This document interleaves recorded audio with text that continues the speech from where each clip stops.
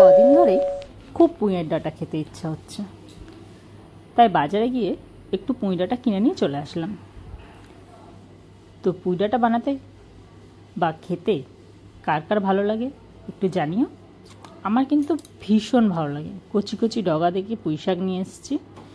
এই পাতাগুলো কিন্তু প্রত্যেকটা পাতা নেব, যেগুলো একটু হলদে হলদে হয়ে গেছে বা খারাপ পাতা সেগুলো ফেলে দিয়ে বাদবাকি সমস্ত পাতা কিন্তু নেব, কারণ চচ্চড়িতে পুঁই শাকের পাতা দিলে আমার খুব ভালো লাগে।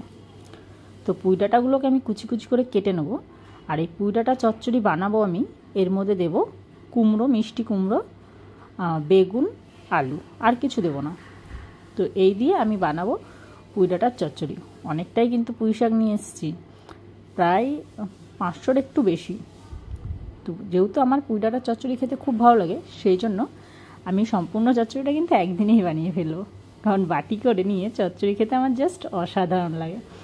তো আস্তে আস্তে সমস্ত পুঁই ডাঁটাগুলোই আমি প্রায় কেটে ফেলছি। দেখো, প্রায় কাটাকুটি কমপ্লিটের দিকেই, কারণ একটা একটা করে কাটতে অনেকটাই সময় লাগবে।